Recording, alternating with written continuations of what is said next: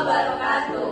Kami, kelompok 2A, Anatomi Fisiologi Manusia yang beranggotakan Atik Kurnia, Ayu Rahayu, Azizatur Rahman, Latifah Zahra Aini, dan Mardian Syafitri. Nah, di sini kita akan melaksanakan praktikum tentang sistem urinaria. Silahkan simak videonya. Baiklah, pada praktikum sistem urinaria, di mana pada praktikum ini tujuannya yaitu mahasiswa mampu mendemonstrasikan dan menunjukkan sistem anatomi fisiologi pada sistem urinaria dan mengaitkan dengan Asmaul Husna pada materi kali ini. Adapun alat dan bahan pada praktikum ini yaitu yang pertama ada alat tulis dan gambar literatur sistem urinaria. Baiklah, sebelum kita melakukan praktikum tentang sistem urinaria, alangkah baiknya kita memperhatikan terlebih dahulu langkah kerja pada praktikum ini. Adapun langkah kerja pada praktikum ini yaitu yang pertama, kita akan mengamati gambar dari sistem urinaria yang sudah disediakan. Kemudian yang kedua, gambarkan dan tuliskan bagian-bagian dari sistem urinaria beserta fungsinya. Setelah itu, tarik kesimpulan dari sistem urinaria. Baiklah, untuk hasilnya di sini, yang pertama yaitu darah yang mengalir pada tubuh manusia itu akan menuju ke arteri aferen, di mana arteri aferen ini langsung terhubung ke ginjal.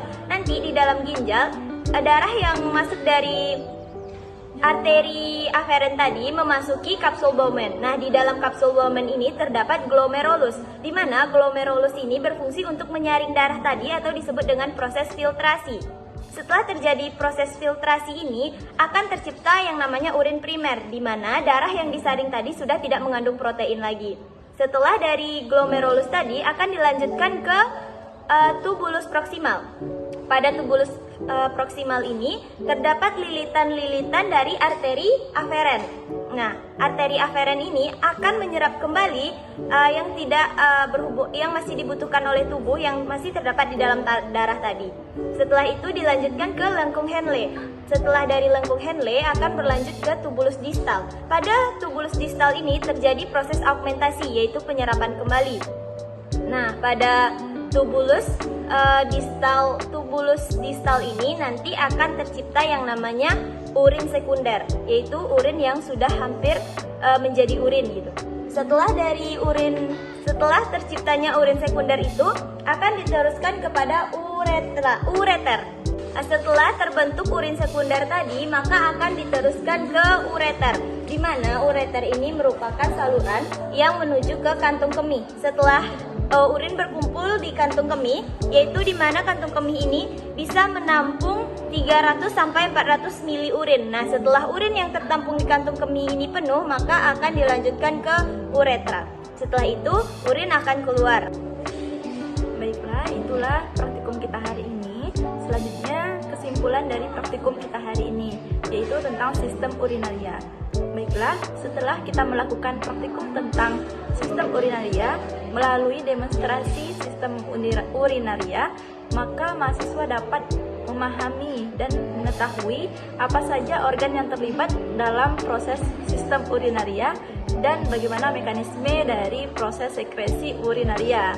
Di mana untuk dalam proses sistem urinaria ini terbagi menjadi 3 proses.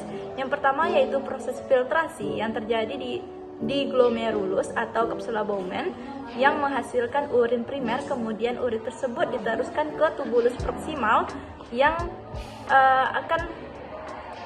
pada tubulus proksimal akan terjadi pula proses augmentasi, dan dari situ diteruskan urin ke tubulus distal. Dari tubulus distal terbentuknya urin sekunder, di mana urin ini sudah tidak ada lagi zat protein di dalamnya. Kemudian dari tubulus distal akan diteruskan ke ureter atau diteruskan ke tubulus collectivus, kemudian dari situ diteruskan ke ureter. Dari ureter disimpanlah di kantong kemih. Sekianlah hasil dari praktikum kami, semoga bermanfaat. Assalamualaikum warahmatullahi wabarakatuh.